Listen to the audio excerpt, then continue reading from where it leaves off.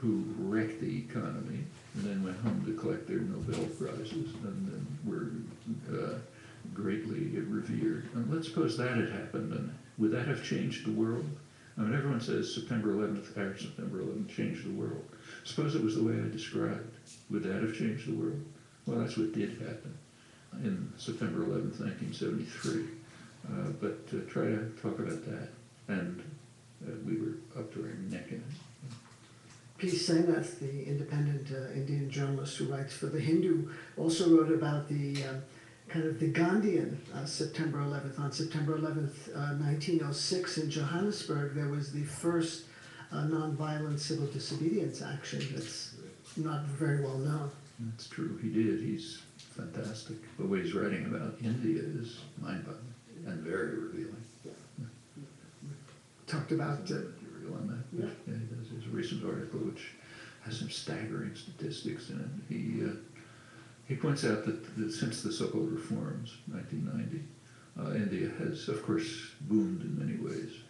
For example, the number of billionaires has just shot up, and there's high-tech centers and so on. But and he says India has, at the time, 1990, India was, I think, 124th in the UN Development Index, which measures the health of a society by many measures. And he says that's changed since the reforms. It's moved down to 127th. So it's, its per capita income is lower than Bolivia or Nicaragua. I mean, horrifying statistics. He says even the government concedes. I think he said 110,000 peasant suicides. The actual number is much higher. So all the same policies. Same policies that build the high-tech labs that Thomas Friedman raves about, which I've seen and are pretty impressive. Also, the same policies are leading to the peasant suicides a couple of miles away. Eliminate rural credit, peasants are forced to usurers, commodity crops with the prices fluctuating, sure, they would get the debt, starve, flock to the cities. Just to go back to Chile a little bit, and Michelle Bachelet, who's the president, she was a political prisoner, she was exiled, her father was killed by Pinochet. She's now the president of the country, kind of a remarkable development. I think she's a single mother, divorced, and any comments about Bachelet? Well, that's very important. For one thing, this is a very, culturally and socially, it's a very conservative country. It's supposed to have women presidents, especially divorced women presidents and so on. So yeah, it is important. Exactly what she'll be able to do is hard to say. I mean, the hand of the dictatorship is very heavy. I mean, just take another example. Codelco, which I mentioned, is copper company, state-owned copper company, is required by law to give 10% of its income to the army. Well, nobody wants, I mean, the great majority doesn't want that anymore, but somehow people don't think they can change it, though they have the legislature in their hands and so on. And it's a split, it's a very unequal society. I think the inequality is about at the level of Brazil, which is outlandish. There's a lot of wealth, and you walk around Santiago, you feel you're in upscale parts of New York. On the other hand, elsewhere there's tremendous poverty. I met, while I was there, with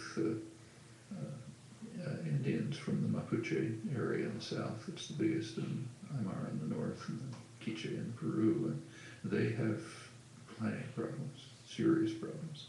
The government, to some extent, recognizes them, but they're not dealt with. And then there's just the urban poor and the rural poor, and the country's the economy is good, by international standards, but it's fragile. It's based mostly on primary product export. As long as commodity prices shoot up, it's in pretty good shape. One of the places I went to, which interestingly is not known, but they're beginning to remember it, is Iquique in the north. It's the middle of the mining areas, and they were British owned, later American owned, but you go up in the mining areas, they're up in the Andes, you can't imagine a scene like that. It's desert of the kind you can't imagine. There is nothing green. There is no water. Just a flat, kind of brownish sand area with a howling wind all the time. And in there are the mines, and you go through the by now they're closed, but you can imagine how the miners lived. I won't bother describing it. Although they did show me a small concert hall where they had Pavarotti and people like that for the mine owners, who were brought up in proper style. Well, at one point, the miners, 100 years ago, 1907, the miners and their families in one of the biggest mines, the one where I visited, there was a series of strikes, and they struck for just like pennies a day, almost nothing. But they did march down to Iquique, the city nearby. That's maybe 30 miles or so. The miners, the families, and so on all marched to this seaside town. And they were welcomed by the mine owners and taken into a school and housed. And then they were brought into a schoolyard. And they brought in troops and they machine gunned them. They killed supposedly 4,500 people. I think that's the worst massacre in labor history. It's one of a number of massacres. Technically it's Chilean, but the British were behind it. In fact, that whole region belongs to Chile, mainly because the British backed them in a war with Bolivia and Peru, and they were able to conquer it. And the British wanted the mines, the nitrate mines, which were used for fertilizer and gunpowder. Later, the U.S. took them over. Well, finally they're beginning to commemorate it. The worst massacre in labor history, but we should know about it too. This is part of Western civilization.